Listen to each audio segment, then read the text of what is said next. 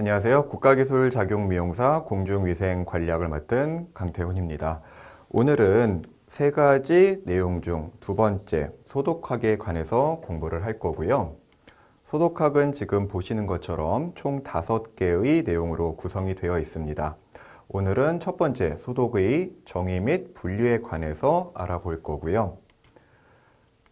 오늘의 공부할 학습 목차와 목표입니다. 보시는 것처럼 총 4가지로 구성이 되어 있는데요. 첫 번째는 소독의 정의 및 분류인데 소독의 정의와 그 종류에 관해 알아볼 것이고요. 두 번째는 소독 기전입니다.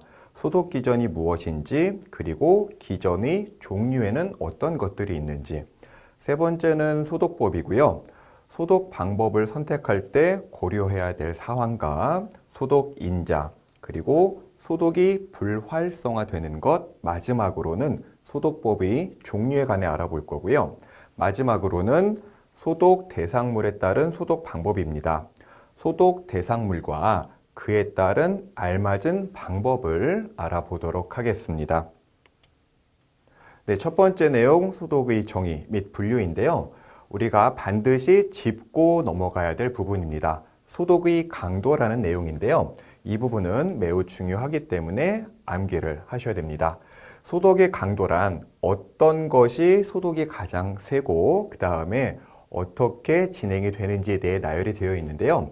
멸균이 가장 강력하고 그 다음 살균, 소독, 방부 순으로 구성이 되어 있습니다. 그리고 이후에 말씀을 드리겠지만 멸균, 살균, 소독과 방부는 상세 내용이 서로 다르다는 점, 두 가지는 꼭 기억을 하는 게 좋겠습니다. 흔히 살균과 멸균은 어떤 차이가 있는가? 네, 살균이라고 하는 것은 크게 멸균과 소독으로 분류가 되어 있습니다. 책에서는 멸균이 조금 더 강력하고 살균이 두 번째로 나와 있는데 원래는 살균과 멸균은 외국에서는 동일한 것으로 사용을 합니다. 하지만 우리나라 식품공전에서는 살균과 멸균을 아포라는 것을 제거하는지 하지 않는지에 따라 구별을 하고 있어요. 하지만 영어에서는 스터릴리제이션으로 표현을 하며 살균과 멸균을 구별하지 않는다라고 하는 것. 그래서 외국에서는 두 가지를 같은 것으로 인식을 하고 있으나 우리나라에서는 아포를 제거하는지 아니면은 제거하지 않는지에 따라서 구분을 한다라고 하는 것. 그래서 아포와 관련해서 이 순서대로 기억을 하시는 게 좋겠습니다. 그리고 아까 나왔던 식품 공전에 관해서는 밑에 설명이 나와 있으니 참고를 하면 되겠습니다. 네, 소독 관련 용어입니다. 방금 나왔던 내용들이 자세히 나와 있는데요. 첫 번째, 아포라는 게 무엇인지. 네, 아포와 포자는 서로 동일한 겁니다. 무엇인가? 특정 세균이 체내에 형성되는 원형 또는 타원형의 포자인데요. 고온, 건조, 동결, 방사선, 약품 등 물리, 화학적 조건에 대해서 저항력이 강하고 그 다음에 악 조건 하에서 영양형보다도 오래 생존한다라는 것. 영양형은 이제 밑에 설명이 나와 있는데요. 우리가 쉽게 이해를 하게 되면은 아포란 균 중에 가장 강력하다라는 것. 첫 번째로 기억을 하시고 두 번째로는 아포와 포자가 동일하다라는 것. 마지막으로 아포라고 하는 것은 멸균이라는 방법을 통해서만 제거할 수 있다라는 것을 꼭 기억하면 되겠습니다. 네, 두 번째 멸균인데요. 멸균이란 물체의 표면 또는 그 내부에 분포하는 모든 미생물을 사멸시켜 죽인다라는 의미겠죠. 무균, 균이 없는 상태로 만드는 조작을 의미한다라는 겁니다. 그래서 아포를 포함한 모든 미생물이 없어진다라는 것을 기억하시면 될 거고요. 그럼 미생물이란 무엇인가?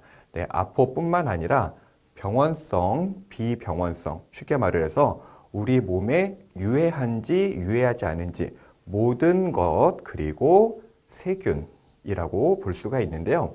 우리 앞에서 공부를 했겠지만 병원체라고 하는 것, 쉽게 말해서 병원체, 병원균, 그리고 병원성 미생물 세 가지가 모두 동일하다라고 이야기를 했는데요.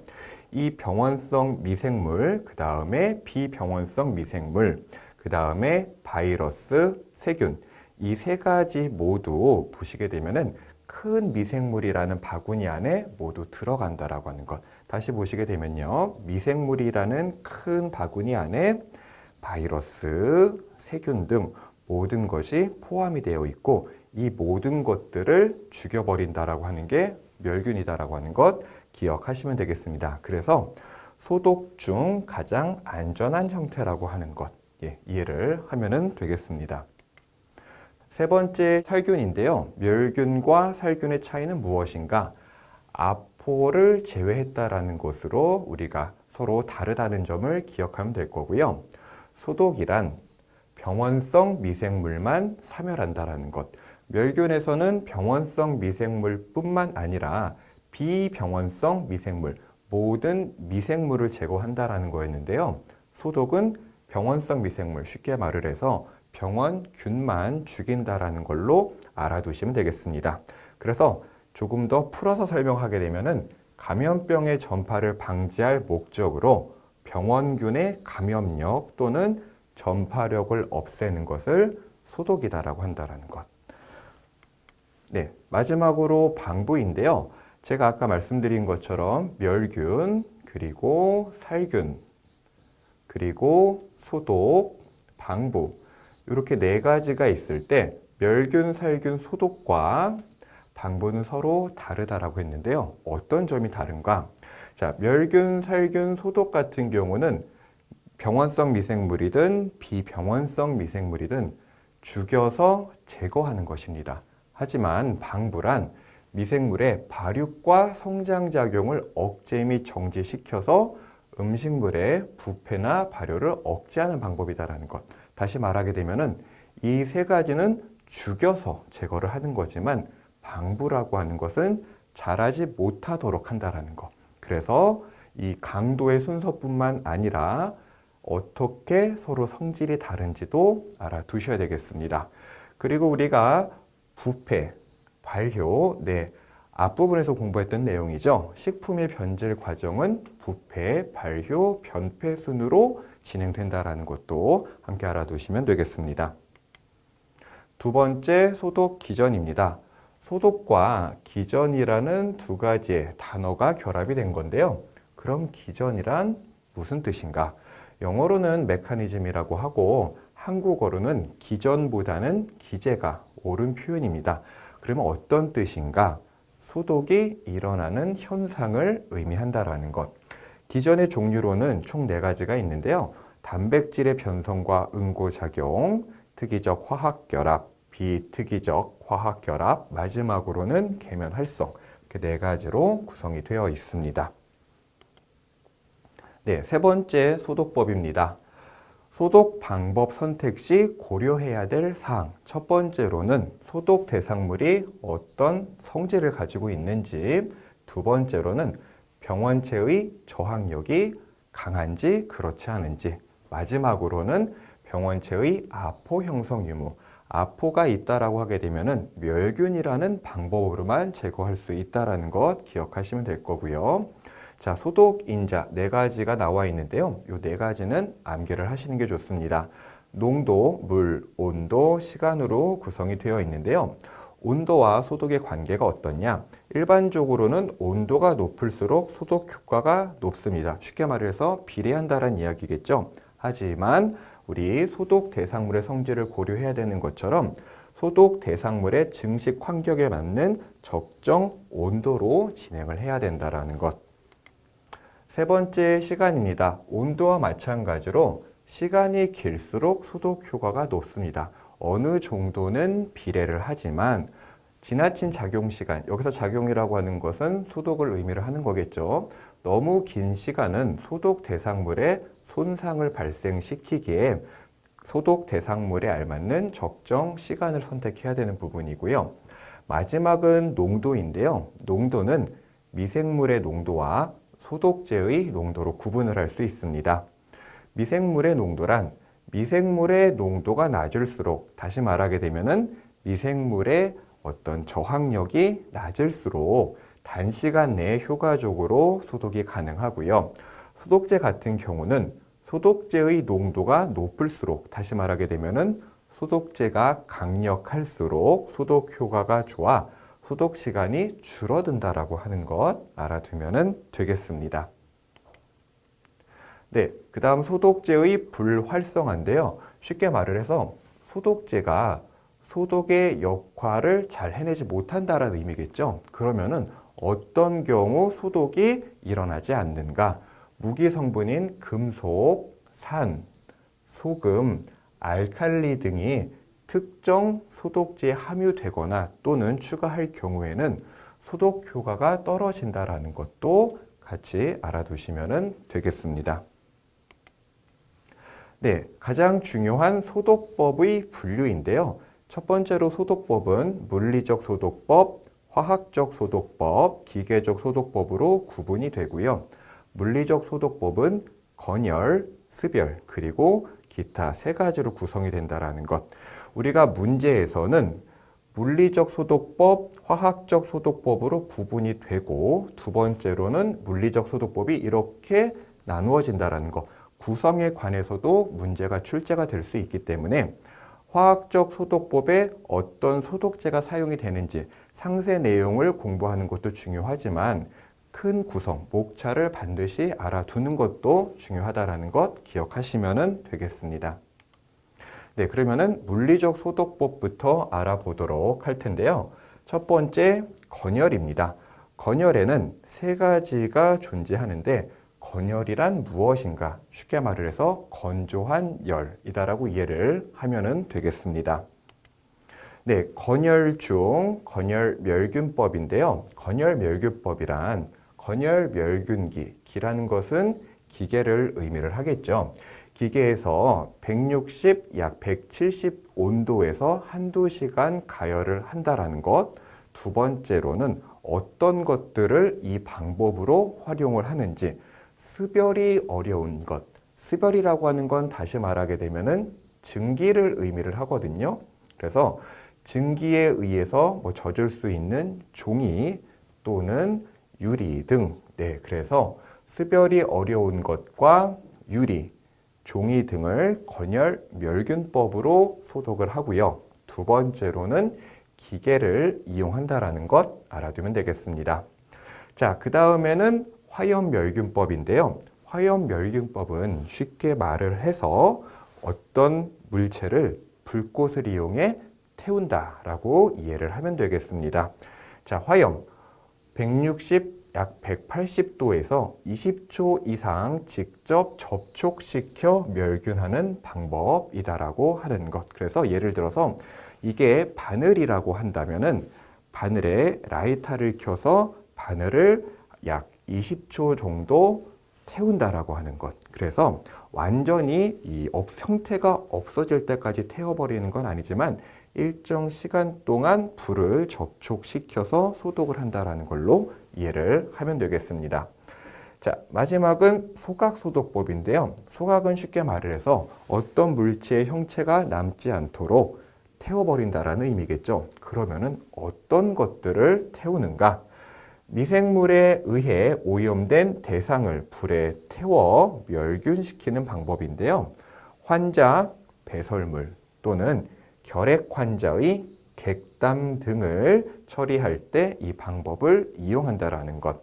그래서 소각소독법에서는 어떤 대상을 이용하는지를 알아두셔야 되는 부분이고요. 두 번째, 객담이란 무엇인가? 네, 가래라고 이해를 하겠습니다.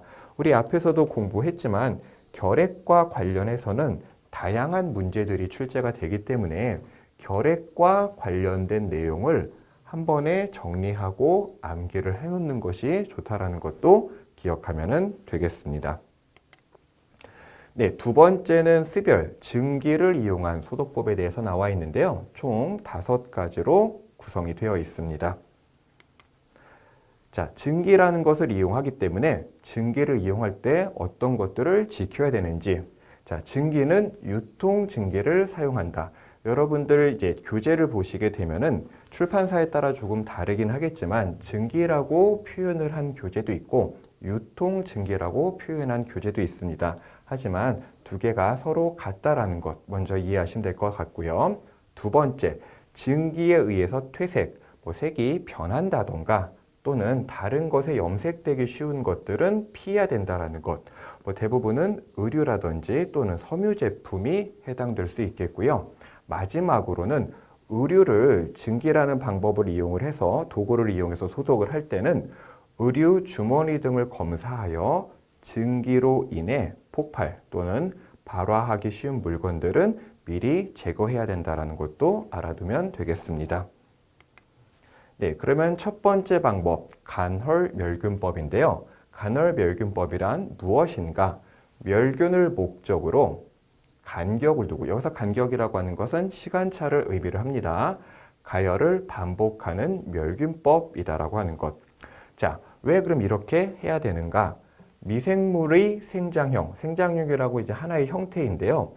일정한 온도 이하에서 사멸을 하지만 포자는 뭘까요? 아포와 동일한 이야기죠. 아포는 사멸하지 않고 그대로 남아있는 것이 많습니다. 다시 말하게 되면은 이 아포라는 것을 제거하기 위해서 간격을 두고 반복한다라고 하는 것. 그래서 위에 나와 있는 아포가 발화하여 열에 약한 생장형이 될 때까지 상온에서 24시간 이상 방치해 두었다가 재차 가열하여 멸균하는 것. 다시 말하게 되면요. 멸균을 한번 하고 상온에서 보관을 합니다. 두 번째 다시 한번 멸균을 하고요. 상온에서 보관을 하다가 세 번째 소독을 하게 되면은 포자, 흔히 아포라는 게 제거된다라는 것. 그렇기 때문에 멸균법이다. 반드시 기억을 하겠습니다. 그래서 방금 제가 설명한 것이 이 밑에 나와 있는데요. 100도씨 유통 수증기 속에서 1회에 15에서 30분간씩 가열하는 것을 24시간마다 적어도 3회 반복한다라는 것. 다시 말하게 되면 간헐멸균법과 관련해서 우리가 외워야 될 부분은 반복을 통해서 아포를 제거하기 위한 방법이다라는 것 알아두시면 될 것 같고요. 두 번째로는 이 방법을 사용을 할 때는 아놀드 또는 코흐 멸균기를 이용한다라는 것도 같이 알아두면 되겠습니다. 네, 두 번째로 고압증기 멸균법인데요. 멸균이라는 단어가 나오게 되면은 아포가 제거된다라는 것 먼저 알아두고 공부를 하도록 하겠습니다. 고압증기 멸균기, 네, 영어로는 오토클레이브라고 하는데 이것을 이용을 해서 121도씨에서 15에서 20분 동안 증기열에 의해서 멸균하는 방법이다라고 하는 것. 그래서 아포는 사멸시킬 수 있습니다. 하지만 고압 증기, 고압이라고 하는 것은 압력이 높다라고 하는 건데요. 압력이 높을 뿐만 아니라 온도도 높기 때문에 열에 약한 것은 멸균할 수 없다라고 하는 것. 쉽게 말을 해서 이 방법으로 소독을 하려 했으나 소독도 하기 전에 소독 대상이 열에 의해서 녹아버리거나 형태가 변형될 수도 있다라는 이야기겠죠. 그러면은 어떤 것들을 이 방법을 이용해야 되는가? 고온, 고압에 견디는 금속 또는 수술용 기구, 시약, 액상, 의약품, 의류, 주사기 등이 될 수 있다라는 것. 그래서 고압증기 멸균법과 관련해서는 첫 번째로 멸균이다라고 하는 것. 그리고 어떤 대상을 이용을 해야 되는지를 이 고압증기라는 것과 연관시켜서 알아두면 되겠습니다. 네, 세 번째 자비소독법인데요. 어려운 단어가 나왔습니다. 자비라는 단어의 뜻을 먼저 알아두고 갈 텐데요. 자비란 물 따위가 펄펄 끓음 또는 물 따위를 펄펄 끓인다는 건데요. 다시 말하게 되면은 끓는 물 속에 소독 대상을 넣어서 소독하는 방법이다라고 하는 것. 그래서 보시게 되면은 그럼 끓는 물 속에 넣을 경우 어떤 것들이 없어지는가? 자, 곰팡이 세균 및 대부분의 바이러스는 끓는 물에서 수분 안에 사멸을 합니다. 하지만 소독이기 때문에 무엇은 없어지지 않을까요? 아포 또는 포자라는 것은 없어지지 않는 것. 자, 다시 보게 되면은 고압증기 멸균법은 약 121도 정도였습니다. 하지만 이 방법은 100도씨죠. 그래서 물을 끓일 때 100도씨 이상으로는 올라가지 않으므로 균 전부를 사멸시키는 것은 불가능하다. 우리 앞에서 공부를 했을 때 멸균, 살균, 소독, 방부인데요. 소독이라고 하는 것은 병원성 미생물만 제거하는 방법이다라는 것 떠올리면 될 것 같습니다. 그래서 어떤 것들을 없앨 수가 없는가? 비형간염 바이러스 또는 아포는 절대 이 방법으로 제외할 수 없다라는 것, 이 부분을 반드시 기억하면 되겠습니다. 또한 우리 비형간염 바이러스 하게 되면 떠올려야 될 것이 뭐죠? 네, 일회용 면도기를 2인 이상에게 사용할 경우에는 옮길 수 있는 대표적인 질병이다라는 것도 함께 알아두면 되겠습니다. 자, 이런 것들을 없앨 수가 없고요. 그러면은 어떤 것들을 주로 사용을 하는가? 금속, 도자기, 유리섬유, 주사기 등이 있고요. 자, 탄산나트륨을 추가하게 되면은 살균력이 높아지고 금속이 부식되는 것을 방지할 수 있다라는 것. 금속이 부식이 된다라고 하는 것은 녹이 쓴다라는 것으로 이해를 하면 되겠습니다. 네, 이번에는 저온살균법인데요. 이 저온살균법은 다른 것과 달리 어떤 다른 점이 있는가? 저온, 온도가 낮은 방법이다라고 하는 것. 두 번째로는 우유라는 것을 꼭 기억을 하면 되겠습니다. 자, 이 방법은 누가 고안을 했는가? 자, 루이 파스테르라는 사람이 이 방법을 고안을 했고요. 그의 이름을 따서 저온살균법이 아니라 파스테르 살균법이라고도 우리가 부릅니다. 그렇기 때문에 저온살균법, 파스테르, 우유 세 가지를 한 세트로 외우는 게 매우 중요하고요. 자, 맨 처음에는 포도주나 맥주 등 주류의 산화를 방지하는 방법으로 고안이 되었으나 지금은 우유를 소독하는 데 주로 사용이 됩니다. 그래서 보통 식품 중 이제 우유를 떠올리시면 될 것 같고요. 우리 앞에서 보게 되면 대부분 100도씨 이상의 온도로 소독이라는 작용을 했지만 저온살균법은 약 62에서 63도로 진행이 된다라는 것. 그래서 다른 방법보다 온도가 현저히 낮다라는 거 기억하면 되겠습니다. 자, 병원 미생물을 죽이는 것 외에 효소도 불활성화하기 때문에 자, 식품의 변질 방지, 다시 말하게 되면은 상온에서 유통하기 위해서도 이 방법을 사용을 하고요. 또한 우유뿐만 아니라 간장이나 청주를 달이는 것, 과일 통조림에도 사용을 합니다. 가장 중요한 것은 저온, 파스테르, 그리고 우유 62, 3도라는 거 기억해 두시면 되겠습니다. 네, 그 다음에는 초고온 살균법인데요. 고온보다 더 높은 것, 초자라는 단어가 붙었죠. 자, 영어로는 UHD, Ultra High Temperature라고 표현을 하고요. 다른 것보다 온도가 조금 더 높습니다. 135에서 약 150도 사이에서 수초간 가열 처리하여 모든 미생물을 사멸시키는 방법. 그래서 거의 무균 상태에 이를 수가 있고요. 다만 가열 온도는 높지만 유지 시간이 짧으므로 우유 성분이 받는 화학적 변화가 비교적 적다라고 하는 것. 그래서 앞에 나왔던 파스테르 또는 저온살균법과 지금 보시는 초고온살균법은 공통점이 있습니다. 우유라는 것을 소독하는 데 활용하는 방법이다라고 하는 것 반드시 기억하면 되겠습니다. 네, 이번에는 물리적중, 기타에 해당되는 것 총 3가지가 나열이 되어 있고 이 3가지에 대해서 알아보도록 하겠습니다. 첫 번째 방사능 살균법입니다.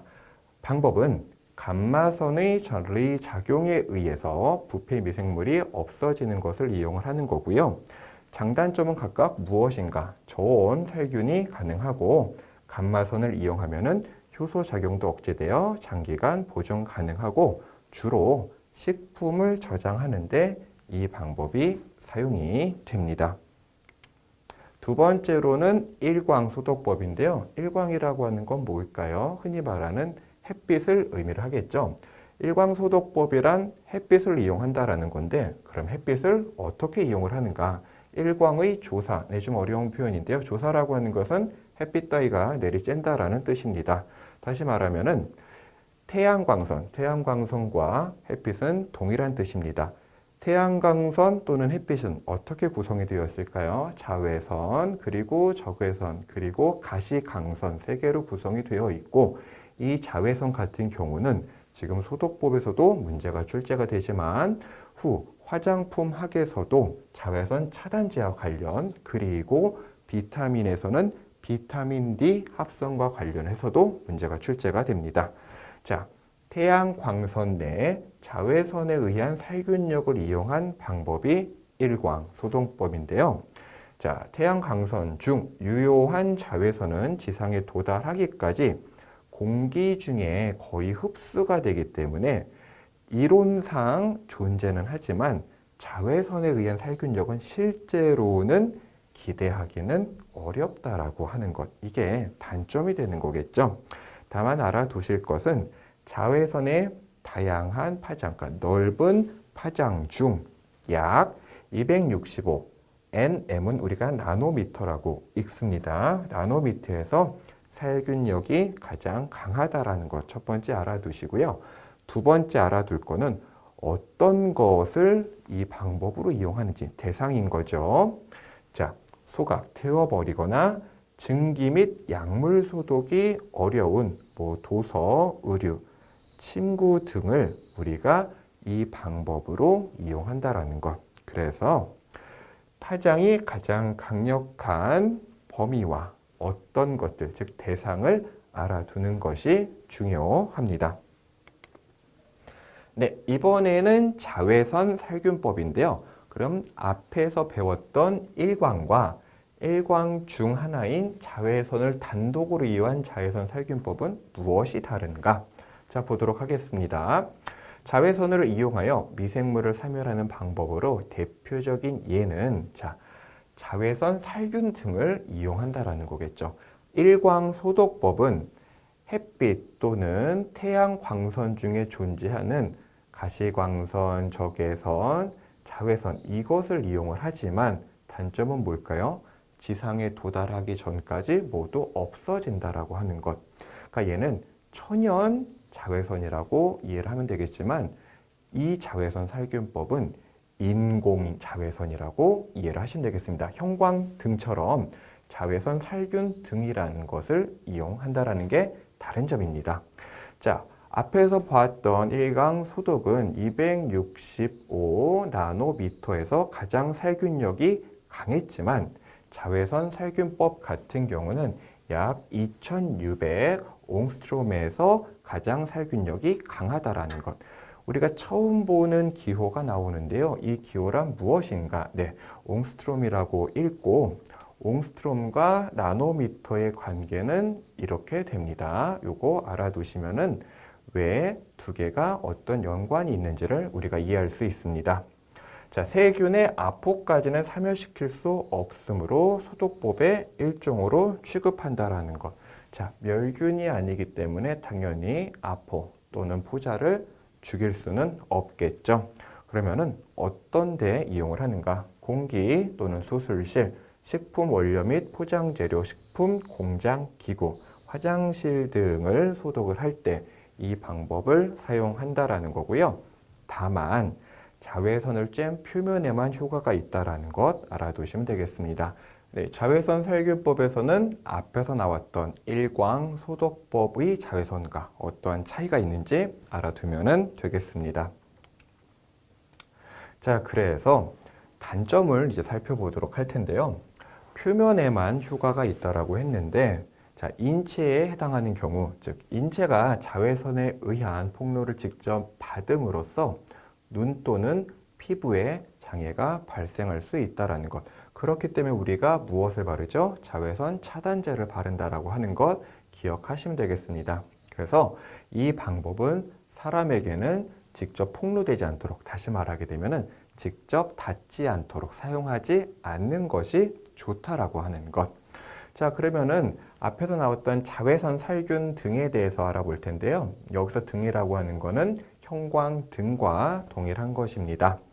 태양광선 내의 유효 자외선 양의 약 50배 이상의 자외선 양을 인공적으로 만들어낼 수 있는 기구다라고 이해를 하시면 되겠습니다. 네, 이번에는 화학적 소독법에 관련해서 공부를 하도록 할 텐데요.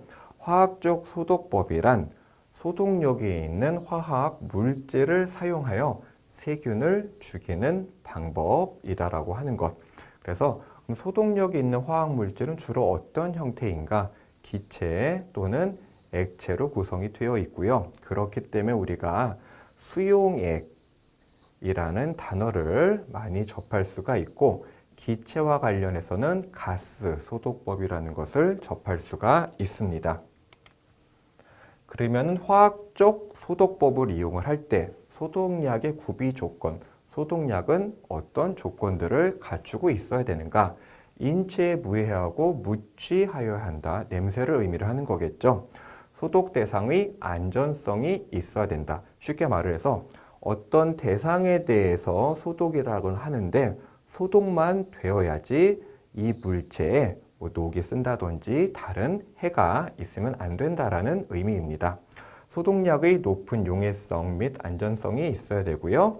경제적이고 사용이 간편해야 되고 강한 살균력과 침투력이 있어야 된다라는 것. 이 부분과 관련해서는 대부분 옳은 것 세 가지와 틀린 것 한 가지를 넣고 틀린 것을 고르세요 라는 형태로 많이 출제가 되었다라는 것 알아두시면 되겠고요. 두 번째, 소독 시 앞에서는 소독약과 관련된 내용이었고 이번에는 소독약을 가지고 소독이라는 행위를 할 때 주의하여야 할 사항입니다.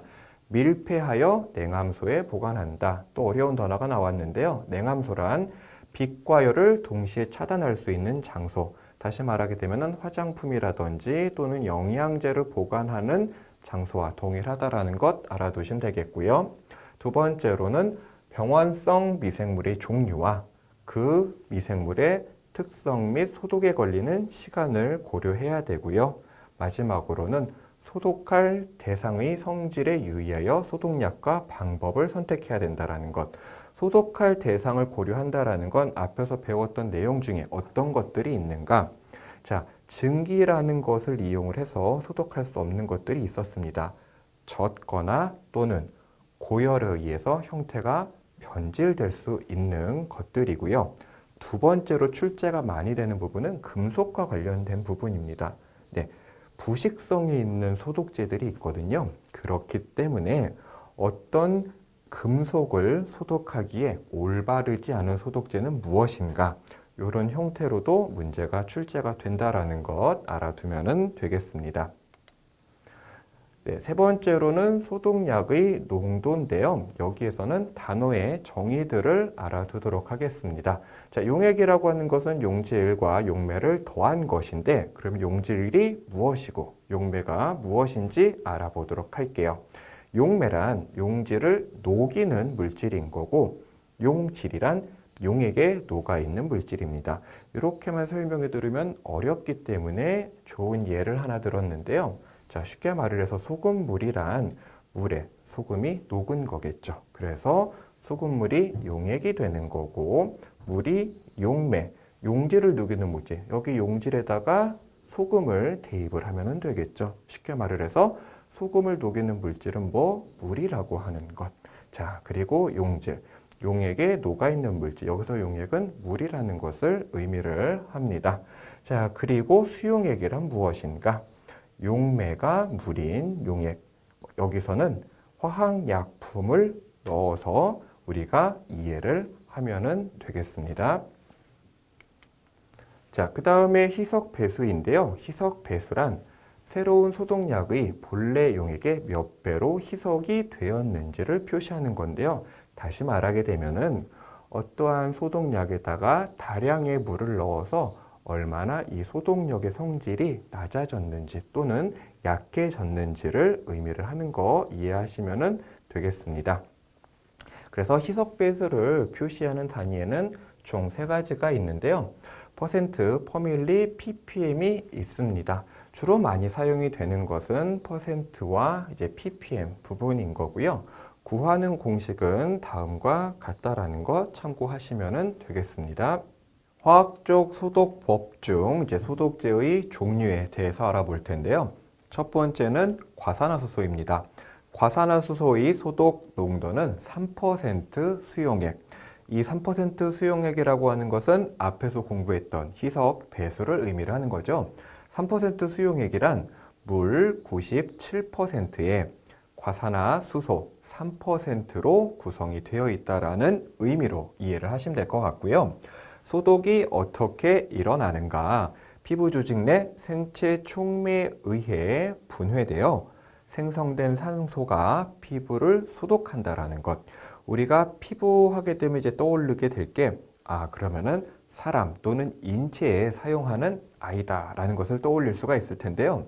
자, 중요한 거는 3% 수용액이라고 하는 것과 두 번째로는 용도입니다. 어떤 경우 과산화수소를 사용하는가? 구강세척, 구내염, 인두염 등 입 안에 상처가 생겼을 경우 과산화수소라는 것을 이용을 하고요. 두 번째로는 소독과 관련 없는 다른 분야에서도 이 과산화수소가 사용이 되는데 어떤 경우인가? 산화력이 강해 표백제로 이용을 한다. 쉽게 말을 해서 세탁할 때 빨래가 더 하얘지도록 표백 기능도 있다라는 것 함께 알아두면 되겠고요. 두 번째로는 생석회입니다. 형태는 산소와 칼슘의 화합물로 백색의 결정이고요. 중요한 것은 앞에서 보았던 것과 마찬가지로 용도입니다. 생석회라는 것을 어떤 곳에 사용을 하는지 분변이나 하수도 등을 소독을 할 때 생석회를 사용한다라는 것 반드시 기억을 하면 되겠습니다. 네, 석탄산인데요. 석탄산은 페놀과 동의한 용어로 사용이 된다라는 것 첫 번째 기억하시면 되겠고요. 석탄산은 매우 중요합니다. 왜 중요한가? 소독제의 효력을 비교하는 기준이다라고 하는 것. 우리 앞에서도 공부했지만 기준 또는 지표라는 단어가 사용된 내용은 대부분 출제가 된다라는 거 기억하시면 되겠습니다. 자, 그래서 소독제 효력을 비교하는 기준을 석탄산 계수라고 하고 이 석탄산 계수를 구하는 공식은 다음과 같습니다. 자, 소독 기전, 소독이 일어나는 이제 원인 또는 현상이겠죠. 균체 내 침투 작용과 단백질의 응고 작용으로 인해서 이 석탄산에 이용해서 소독이라는 것을 할 수가 있다라고 하는 것. 자, 그리고 우리가 단백질 하게 되면은 앞에서 배웠던 내용을 떠올릴 수가 있겠죠. 단백질과 연관된 내용은 부패라고 하는 건데요. 부패가 단백질과 어떤 연관이 있는가? 부패라고 하는 것은 단백질이 혐기성 세균의 작용으로 인한 분해라고 하는 것. 그렇기 때문에 부패와 단백질은 서로 연관이 있다는 것 첫 번째로 알아두셔야 되겠고요. 두 번째로는 식품의 변질 과정이죠. 부패, 발효, 변패 순서 알아두셔야 되고 마지막으로는 혐기성과 호기성 단어를 각각 구분할 줄 아셔야 됩니다. 호는 좋아하다, 혐은 싫어하다라고 이해를 하셔서 산소를 좋아하기 때문에 산소가 있는 상태에서 어떤 현상이 일어난다라는 것. 혐기성이라고 하는 건 산소를 싫어하기 때문에 산소가 없는 상태에서 어떤 현상이 일어난다라고 하는 것 기억을 해두시면 되겠습니다. 자, 소독 농도입니다. 3% 수용액, 97%의 물과 3%의 원료로 구성이 되어 있다는 거겠죠. 그만큼 물에 희석을 시켰다라는 뜻. 두 번째로 중요한 겁니다. 네, 일반적으로는 3% 수용액이지만 손을 소독할 때는 희석이 좀 더 많이 된 2%의 수용액을 활용한다라고 하는 것 기억하시고요. 장단점으로는 강한 독성과 취기가 있고 중요한 거 부식성이 있다라고 하는 것. 쉽게 말해서 금속이 녹이 쓸 수 있다라는 거겠죠. 이 부식성과 관련돼서 출제될 수 있는 문제의 형태는 금속을 소독할 때 사용하기 어려운 소독제는 무엇인가? 그렇기 때문에 부식성이라는 단점을 갖고 있는 소독제들도 한 번에 정리를 해서 암기를 해두면은 여러분들 시험 응시하실 때 반드시 도움이 됩니다. 용도는 어떤 건가? 고무 제품과 의류 그리고 배설물을 소독을 할 때 활용한다라는 것 알아두시면 되겠습니다. 자, 다음입니다. 네, 그 다음 승홍인데요. 승홍은 염화수은, 제2염화수은의 의약품명이고요.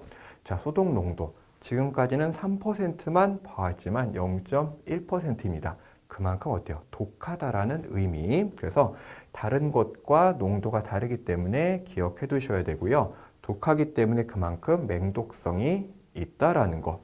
독하기 때문에 어디에는 사용할 수 없을까요?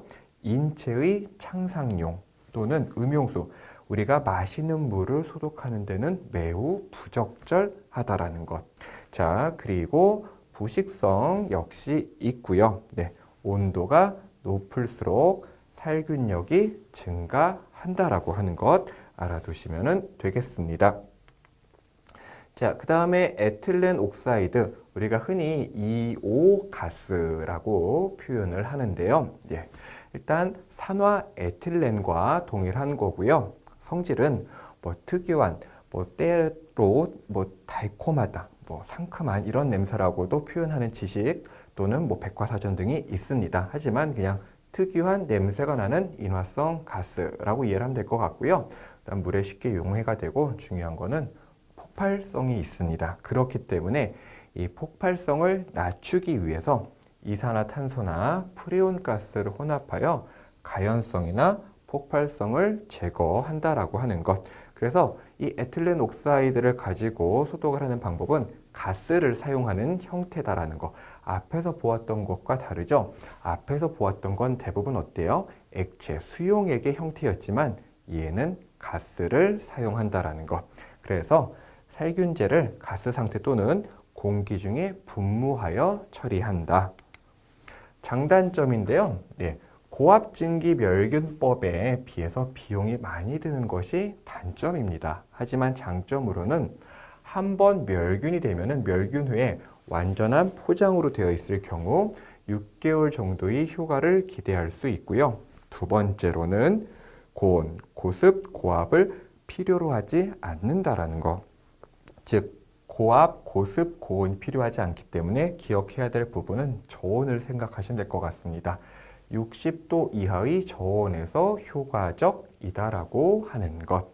자, 용도는 가열살균이 곤란하거나 물을 사용할 수 없는 살균에 사용을 합니다. 즉 가열, 열을 더하는 살균이 불가능하다는 거 어때요? 열이라든지 또는 열에 의해서 증기가 발생할 수 있는 또는 습도에 약한 물질들이 대상이고요. 활용할 수 있는 것으로는 고무, 플라스틱 제품, 의료기구, 의류 또는 포장재료, 밀폐 공간 등을 소독을 할 때 이오 가스를 사용한다라고 하는 것 알아두시면 되겠습니다. 자, 그 다음은 에탄올인데요. 용어 정리부터 하게 되면은 에탄올, 알코올, 에틸알코올 모두 같다라는 거 먼저 알아두도록 하겠고요. 중요한 것은 에탄올 몇 %일 때 소독의 효과가 가장 강력한가 70%라고 하는 것을 꼭 기억을 해 두시고요. 그러면은 어떤 것을 소독을 할 때 에탄올을 사용을 하는가? 미용기구, 가위나 칼, 그리고 유리 제품을 소독을 할 때 에탄올을 사용한다라는 것 알아두시면 되겠고요. 연관되는 내용은 화장품 학입니다. 화장품 학에서도 화장품의 원료로서 알코올이 등장을 하는데요. 휘발성으로 피부에 소독작용, 수렴 효과, 모공을 수축하는 기능, 청량감을 부여를 하지만 다만 보습작용은 없다라고 하는 것.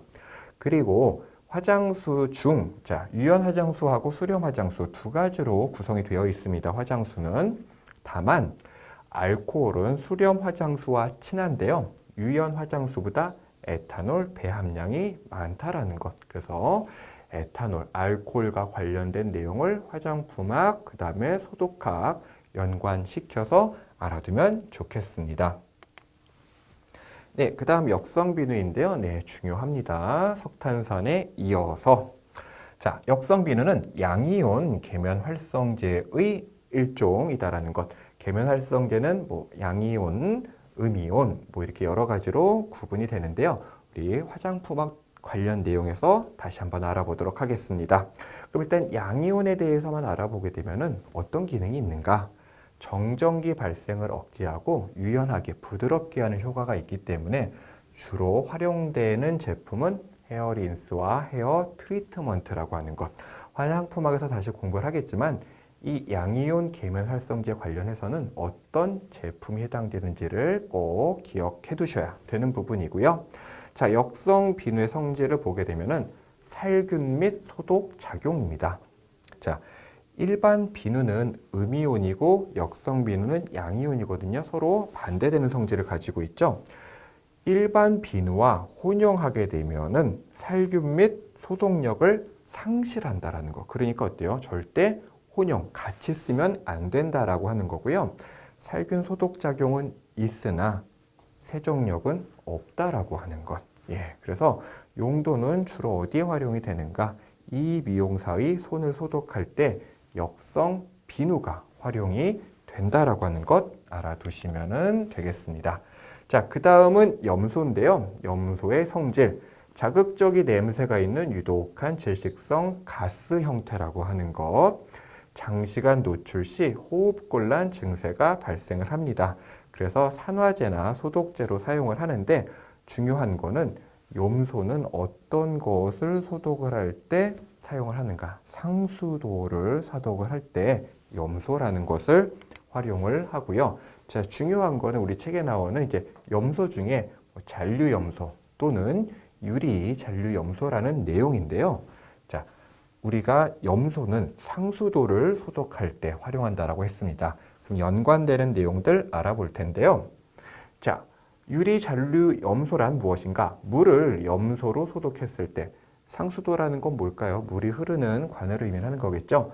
특정한 형태로 존재하는 염소를 우리가 유리 잔류 염소라고 하는 거고요. 자, 급수관내, 상수도 관내의 미생물 증식 가능성을 방지한다라는 것. 다시 말해서 미생물로 인해서 수인성 전염병이 확산되는 것을 방지하는 게 궁극적 목적이다라고 하는 것.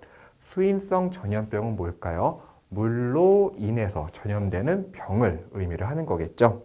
자, 수도법 시행 규칙상 급수전에 있어서 물의 유리 잔류 염소량은 0.1 ppm 이상, 오염된 혐의가 있을 때는 0.2 ppm 이상인데요. 우리가 알아둘 것은 유리 잔류 염소량은 0.2 ppm 이상이다라는 것으로 기억을 하면 되겠습니다. 자, 그래서 염소를 투입하여 30분 후에 잔류하는 염소의 양을 ppm으로 표시한다라고 하는 것. 자, 그리고 물 안에 염소, 잔류 염소가 과량 존재 시, 자, 많을 경우에는 강한 냄새의 부식 발암 물질을 유발을 한다라는 것. 그리고 중요한 거, 이 부분도 함께 알아두셔야 되는 건데요. 자, 수인성 전염병에 해당되는 병들은 무엇이 있는가? 세균성 이질, 장티푸스, 파라티푸스, A형 간염 등이 있다는 것도 함께 알아두면 좋겠습니다. 자, 그 다음 오존인데요. 오존의 성질이란 강한 산화력과 특이한 냄새입니다. 용도는 산소에 분해되는 성질을 이용하여 공기를 정화한다는 것. 두 번째로는 살균 작용에 의한 음료수, 소독, 마지막으로는 표백이다라는 건데요. 단점으로는 인체에 독성이 있어서 장기간 흡입하면 안 된다라고 하는 것. 그래서 용도 부분 알아두시면 되겠습니다. 자, 그 다음 크레졸인데요. 크레졸이란 페놀의 모노메틸 유도체로서 메틸페놀이라고도 한다라는 것. 우리 페놀 하게 되면 방금 떠올려야 될 앞에서 배웠던 내용 있죠. 자, 성질 보게 되면은 페놀 특유의 냄새 그리고 강한 살균력이 있다라는 것. 자, 앞에서 페놀과 동의어로 쓰는 거는 석탄산이었죠. 그래서 석탄산에 비해 두세 배의 소독력이 있다라는 것. 그래서 이거를 페놀 계수가 2, 3이다라고 하는 것은 석탄산에 비해 소독력이 약 두세 배에 해당이 된다라는 것 의미를 알아두시면 될 것 같고요. 자, 비교적 소독력은 높으나 적은 독성. 자, 중요한 것은 물에 잘 녹지 않습니다. 그래서 비누로 유화한 후 크레졸 비누액으로 우리가 일상생활에서 사용한다라는 것. 그래서 석탄산에 비해서 얼마나 강한지, 그리고 일상생활에서는 비누액으로 사용이 된다라는 것 알아두시면 되겠고요. 자, 페놀 계수 앞에서 설명드렸죠. 어떤 화합물의 살균 작용을 석탄산과 비교할 때의 값이다라고 하는 것. 자, 농도 3% 수용액. 하지만 손과 피부를 소독할 때는 1, 2%라고 하는 것. 자, 지금 나오는 어떤 소독제들, 농도 부분은 반드시 다 암기를 하셔야 됩니다. 자, 용도는 상처 부위라든지 뭐 손가락, 실내, 배설물 소독이다라고 하는 것. 자, 대부분은 3% 수용액이에요. 하지만 0.1% 수용액이 있었고 또 70%였던 게 있습니다. 각각 구분하셔서 농도 그리고 용도 어디에 활용하는지는 이 소독제 부분에서 매우 중요한 내용이다라는 거 다시 한번 기억하시면 될 거고요. 자, 그 다음 포름 알데히드인데요. 성질 메틸 알코올의 산화로 얻은 무색, 자극적인 냄새가 나는 기체고요. 물의 잔로가 35% 수용액을 만들며 이를 포름알린이다라고 한다는 거. 그러니까 포름알데히드와 포름알린은 서로 다른 겁니다. 포름알데히드가 물에 녹아서 포름알린으로 새로 태어났다라고 하는 것. 자, 포름알린은 원래 상품명이었습니다. 하지만 지금은 일반명으로 활용이 되고 있다라고 하는 것. 그래서 소독 농도 워낙 독하기 때문에 30에서 50%를 희석한 후 약 1% 포름알린 수를 이용한다라는 거. 이 수는 물수 짜겠죠. 자, 용도 꼭 알아두셔야 되겠죠. 고무, 의류, 플라스틱 제품 실내 소독하는데 활용한다라고 하는 것. 그리고 주의사항도 한번 알아보시면 되겠습니다. 자, 그 다음에는 물리적 소독법, 화학적 소독법, 이어서 기계적 소독법인데요. 기계적 소독법에는 여과 멸균법이라는 게 있습니다. 방법은 대상으로 하는 미생물, 소독 대상이겠죠. 미생물의 크기보다 작은 구멍이 뚫려 있는 막이나 채를 이용하는 방법인데요. 결론은 작은 구멍이 뚫려 있는 막이나 채는 다시 말해서 멤브레인 필터라고 하는 것이고 또 고압 증기멸균도 가능하다라고 하는 것. 자, 용도는 세균 및 곰팡이 등을 제거하는 데 활용하지만 중요한 것. 바이러스는 멸균하는 게 어렵다라는 것 알아두시면 되겠고요. 자, 용도로 또 다시 보게 되면은 고온에서 변성하거나 변화하거나 분해되는 기체 또는 액체인데요. 자, 중요한 거는 자, 혈청, 알루미늄 요괴, 특수한 배양액 등을 소독하고자 할 때 여과 멸균법을 사용한다라는 것. 그래서 사용하는 것과 그 다음에 우리가 없앨 수 없는 것을 함께 알아두어야 되겠습니다. 자, 마지막으로 소독 대상물에 따른 소독 방법인데요. 자, 대소변, 배설물, 토사물, 소각법, 석탄산, 생석회, 크레졸, 의복이나 침구는 일광, 햇빛, 자비, 물을 끓이는 것, 증기소독, 석탄산, 크레졸, 도자기류, 자비, 증기소독, 석탄산, 승온, 크레졸이 있고요. 고무나 피혁, 피혁은 가죽을 의미를 합니다. 석탄산, 크레졸, 포르말린이 있고 하수구, 생석회, 석탄산, 크레졸, 포르말린. 자, 앞에서 나왔던 소독제들의 용도를 이렇게 정리를 해놨고요. 마지막으로 하나 더 보시게 되면은 자, 병실은 석탄산이나 크레졸, 포르말린 그리고 환자 및 환자 접촉자는 역성비누, 석탄산, 승온, 크레졸이다라는 것. 자, 여기는 이제 공통적으로 나오는 내용들을 정리를 해놓은 거고요. 앞에 소독제별로 이 소독을 어떤 대상이 하는지 용도에 대해서 설명한 부분 반드시 기억을 해 두셔야 됩니다. 자, 오늘 배운 내용을 토대로 문제를 풀어볼 텐데요. 첫 번째 문제입니다. 병원성 또는 비병원성 미생물 및 아포를 가진 것을 전부 사멸 또는 제거하는 것은 소독이다. 맞을까요? 틀릴까요? 정답은 X입니다. 왜 X일까요? 네, 답은 멸균인데요. 자, 아포 그리고 포자는 동일한 건데요. 아포나 포자를 없앨 수 있는 거는 멸균 하나밖에 없다라는 거 꼭 기억해 두셔야 되겠고요. 두 번째 문제입니다. 파스테르가 발명한 살균 방법은 자, 1, 2, 3, 4번 중 무엇일까요? 정답은 1번 저온 살균법이고요. 함께 알아두셔야 될 건 뭘까요? 우유. 네, 기억하시면 되겠고 또 하나 여기서 말하는 저온이라고 하는 거는 62에서 63도라고 하는 것. 자, 마지막 문제입니다. 미생물의 증식을 억제하는 영양의 고갈과 건조 등이 불리한 환경 속에서 생존하기 위하여 세균이 생성하는 것은 무엇일까요? 네, 정답은 아포, 포자라고 하는 것. 그래서 균 중에 가장 강력한 것이 아포, 포자라고 이해를 하면 되겠습니다. 자, 학습 정리인데요. 소독의 강도는 멸균, 살균, 소독, 방부로 구성이 되어 있고 이 세 가지와 한 가지는 성질이 서로 다르다라고 했습니다.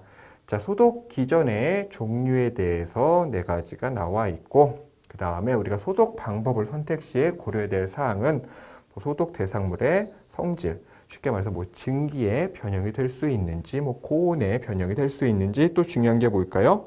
부식성. 다음 병원체의 저항력, 대표적인 걸로 아포라든지 아니면 아까처럼 바이러스를 없앨 수 없다든지, 그래서 병원체 아포 형성 유무라고 하는 것. 소독 인자는 물, 온도, 농도, 시간이고 소독법은 물리적, 화학적, 기계적으로 나누어진다라고 하는 것. 자, 그래서 오늘 소독학 중 첫 번째 내용에 대해서 공부를 했고요. 다음 시간에는 소독학 중 두 번째 내용, 미생물 총론에 관련해서 공부를 하도록 하겠습니다. 여러분 수고하셨습니다. 다음 시간에 뵙겠습니다.